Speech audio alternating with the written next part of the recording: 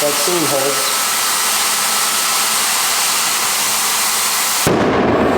On today's episode of WatchJRGo, we are back in the shop with a car I just bought, a car you probably forgot about, the Saturn Ion Redline.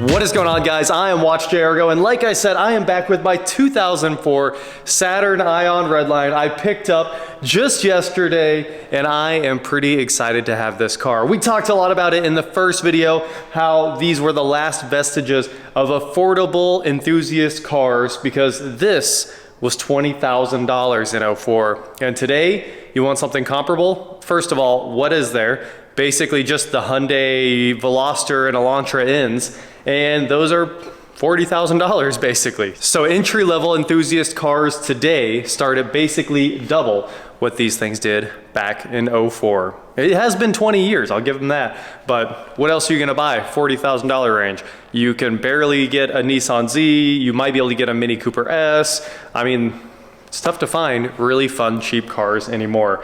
And the Saturn Redline series nailed it. But this one's extremely broken. So today we are here to figure out what's going on with it, just how broken it is, and try to fix some things we noted in the very first video. And the first thing we did notice is, first of all, the check engine light's on, but we'll get there in a minute. We'll hook the scanner up, do a little bit of diag.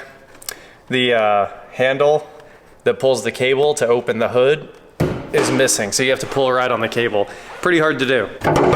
Under the hood of the Ion Redline, we pretty much diagnosed it visually in the last video. And some of the main issues are, of course, this vacuum line here to the bypass valve is shot. Look at that. Falling apart as I touch it. This one had fallen off and was binding down there. It was stuck, you can see it's worn off the side from where it was stuck to the shaft. So all these vacuum lines basically need replaced. And wow, there's another one. Oh, that one's supposed to be a filter. Okay, it looks like that's a snap-on filter that's missing. So I brought some vacuum line today. Let's see if we can replace these. These hoses are so rotten, they're turning my hands black as I touch them. But at one point I went to O'Reilly's and I bought every size of vacuum line they have. So I'm hoping in this roll we have the factory size for the Ion Redline. I have the right size, so these might have been pre-bent from the factory. I think we'll be able to work this in here and make it work either way. So I cut this to match the old hose exactly. Let's stick it in. It looks like the bottom of the bypass valve's diaphragm there is gonna be the harder one to install. So we're gonna work that on there. And then it routed something like that under what appears to be another vacuum line. Yeah, that one's crankcase ventilation right there. And we'll run this over to the solenoid, and one down. Now let's go make a second one. One quick cut with a razor blade. There's the OEM one. There's the old rotten one that we've already replaced. And this one, if you lay them both out flat, it matches perfectly. So let's go install this one. Here we go. Luckily there's a little bit of oil on that, so it slid right on. And the rest of the bypass valve, look at that. We have a vacuum system again. So we should really smoke this thing and see if there's any other leaks, because who knows how many rotten hoses there are. There's another one right there that should probably be replaced. Yeah, it's black. It is falling apart. So that hose there could also be replaced. Ah, that's the feed to the valve, but it looks like that's intact so far. So let's get the scanner on this thing now and see what it says is wrong. We also know that it's gonna need the evap solenoid repaired or replaced. All right, guys, we're trying something new today. We have the Launch X431 MO. So this is, I got this for immobilizer and keys, but it also can still scan and do diag on, you know, whatever you want, anything with an OBD2 port for the most part. So we have this thing fired up. And honestly, I like the interface so far. The vehicle info screen there is super nice. 2004 Saturn Ion LSJ 2.0 liter. And now let's just hit diagnostic and it should start running through the modules. I just wish this had the steering wheel hook. That's my favorite thing. This thing's scanning all the modules right now, but we can see that it's through the powertrain and there's only one code on it. And everything else is coming back with no fault codes, no ABS codes, no SRS codes. And the only code from the engine, here it is, P0455, evap system large leak detected. And there is. We already know that line is broke off the front of the solenoid, and I figured there'd be more problems. Like, it should know that there is a vacuum leak and that the bypass solenoid wasn't doing what it's supposed to do, like the map sensor and the computer saying, like, here's how much air is coming in, here's how much boost pressure we're getting. It should be wasting this much. It should be able to detect that the bypass valve's not working correctly on the supercharger, but maybe it was working? I don't know. There's only one code. We're gonna go ahead and clear it, and then we're gonna go ahead and try to fix that evap solenoid. I doubt we can do that, but we can definitely replace it at a later date. So we'll go ahead and clear DTCs, clear them all, and now it's got no codes. Is there anything else? There's the live data. Nice. I like how it's all categorized in here. Look at that. And we can check a whole bunch of stuff and graph it, I assume. Ooh, let's see if the secondary intercooler pump actually works. On. It sure does. You can hear the relays clicking on and off under the hood. And the other thing I want to hear is fuel pump on off, just because it's fun to play with this.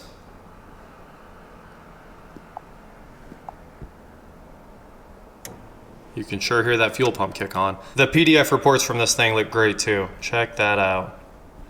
Sorry about the focus there. The camera just keeps fighting me whenever I try to make it show the screen. I don't know why. Sometimes it works, sometimes it doesn't. He pulled in the mileage. The mileage is different, huh? So the ECU mileage and the cluster are different by 300.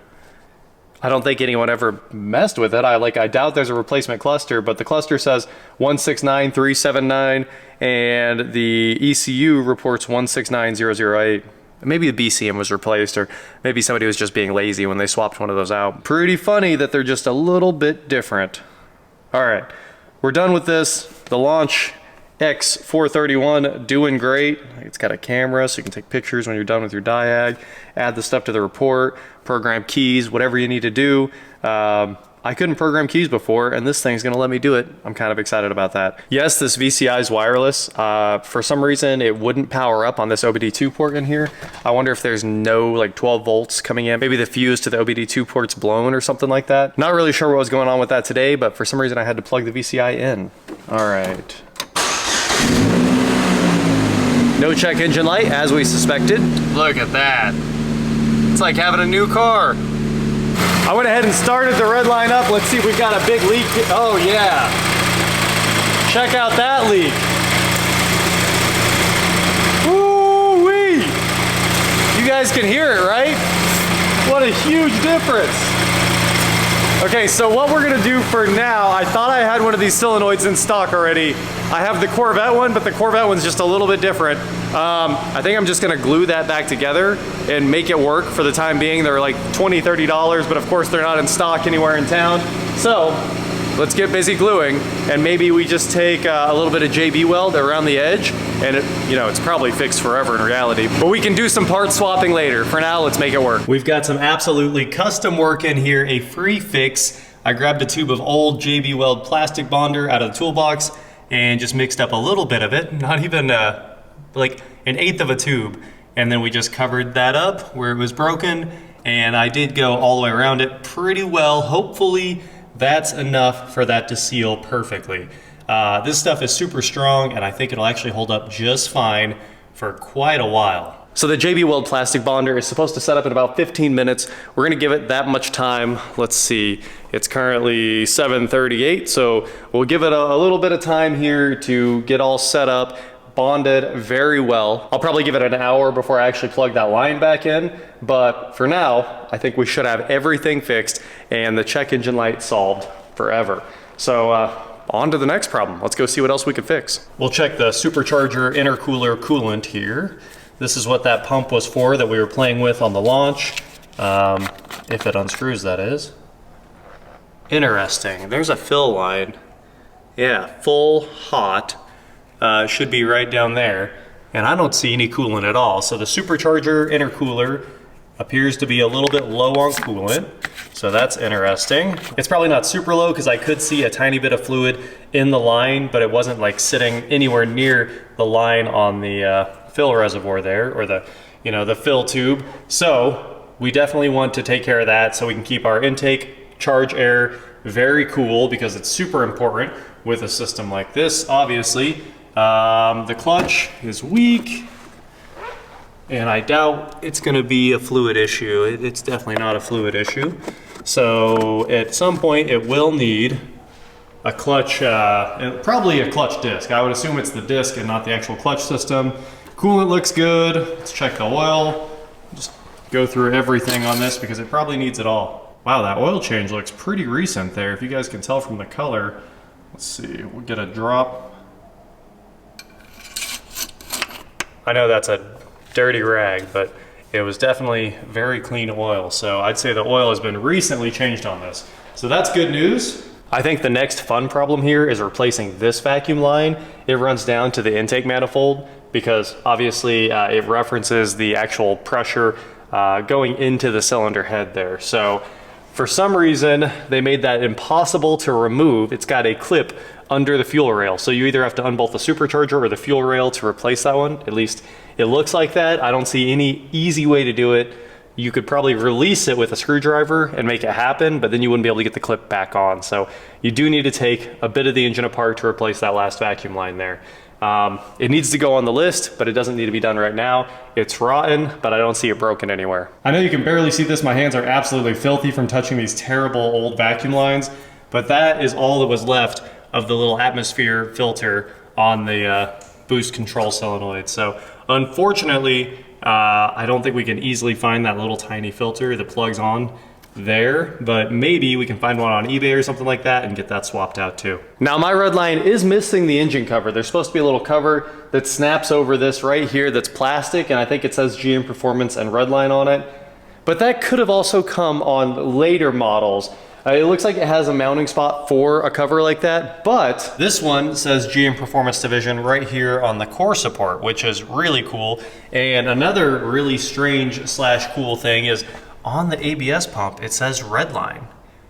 I don't know why. I don't know if it needed a custom ABS pump, if it's any different at all from the stock Ion, but kind of interesting that it does have some little Redline touches under the hood. It's been a little over 15 minutes, probably 20-ish, and our fix is good. I just came over here and touched it. I'm gonna show you guys right now too. So here's the front of our evap solenoid. I'm not gonna do anything weird, but you can see I can put quite a bit of pressure on it and it's holding up. I don't want to put the connector on the line from the intake here until it's completely set up, so I'm gonna leave it overnight. That's where we're calling it for now. We're not gonna take this out and drive it right now. I can definitely go throw this away. It's nice and set up and ready to go in the trash can. So now we've fixed the check engine light. There is something else we could fix with JB Weld.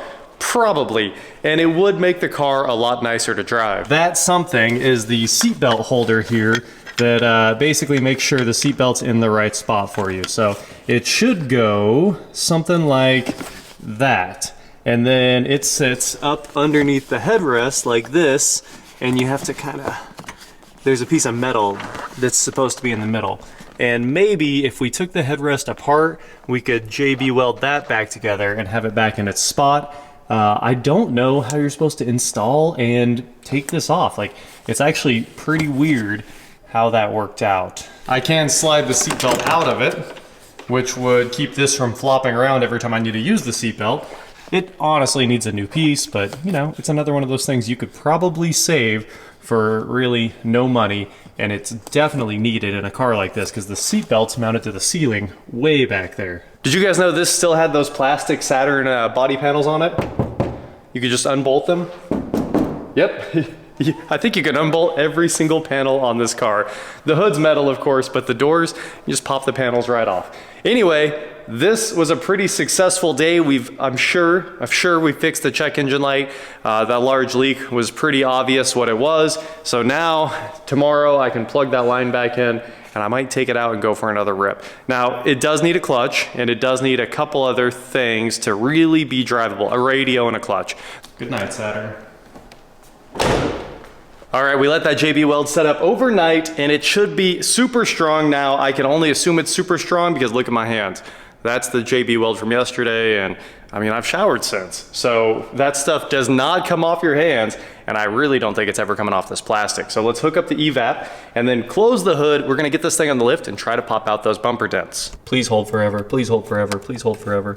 I know it's not even critical, but it looks like some of this vacuum routing got messed up. I think this hose here has been off before, maybe, even though it's got factory date codes on it. It looks like it should run down and into this solenoid over here. And it was all kind of rubbing and forcing this to break. So I think there was just a bunch of tension on it. Hopefully we've got that fixed now. One project fixed.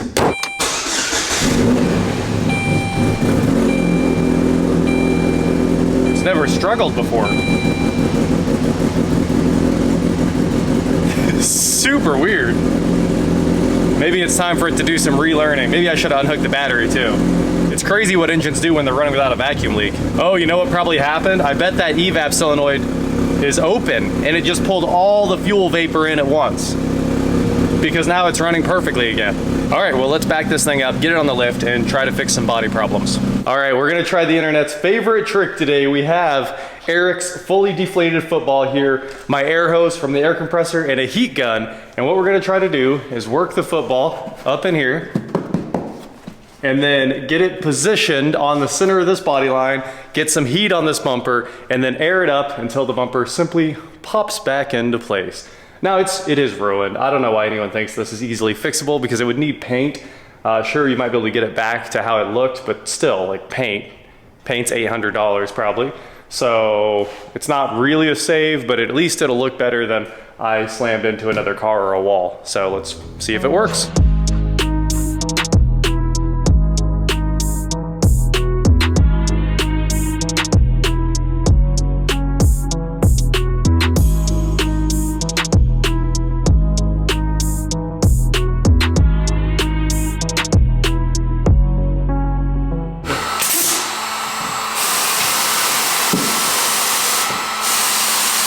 Vaccine holds.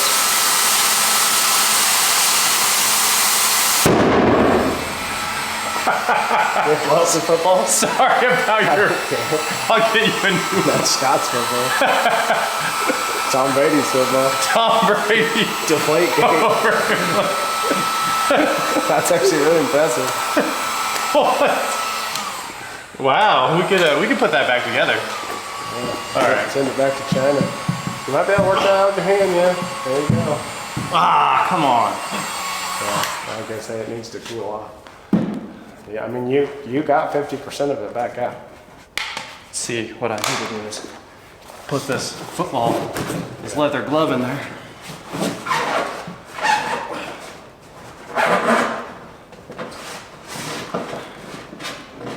Well, now I guess you can call us a body shop. The styrofoam is all the way to here, so you got to start in the corner and go in. Still crazy hot, isn't it? It looks kind of good. Better than the giant dent. The old football trick worked. Now we're gonna park this thing out in the sun and see if maybe it can find some of its memory. I would love it if it went ahead and shrank back. Hey, how'd that wheel bearing sound? Good? A little brake drag, but everything seems fine. And up here in the front, we know the shocks have to be bad. It makes so much noise going over bumps. And people were saying this can be fixed with plastic weld, but I mean, that plastic is stretched all the way out. This is stretched. Maybe you could cut all of this and then section in a new piece. But either way, like, that's not an easy.